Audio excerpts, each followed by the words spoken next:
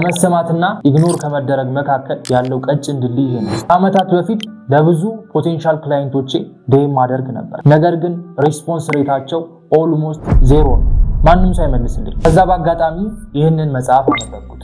ስታርት ዊዝ ዋይ፣ በአማርኛው ከለምን መጀመር እንበለው። ስለ ዋይ፣ ሃው፣ ዋት የሚባል ፍሬምወርክ ነው የሚያወራው። እንዴት እንደሚሰራ ልንገራችሁ። መጀመሪያ ምንም ነገር ስትናገሩ ወይም ስትጽፉ ከዋይ ወይም ከለምን መጀመር አለባችሁ። በዛ ነገር ላይ ያላችሁ እምነትና ተስፋ አስቀድማችሁ ተናገሩ። ይህ በቀላሉ ሰዎችን ኢንስፓየር እንድታደርጉ ይረዳቸዋል። ዘን ሃው ወይም እንዴት ይቀጥላል። እንዴት ነው ያ ያመናችሁበት ነገር የሚሰራው? ዩኒክ የሆነ አፕሮች አለው ወይ? መጨረሻ ላይ ዋት ወይም ምን።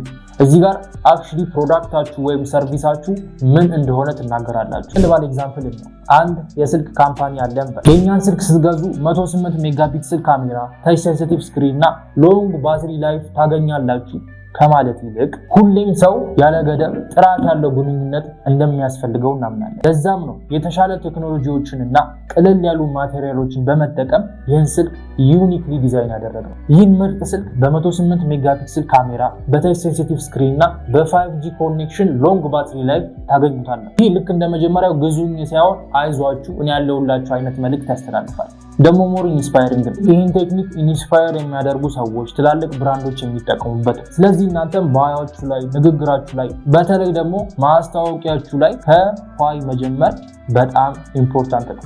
ቴንክ ዩ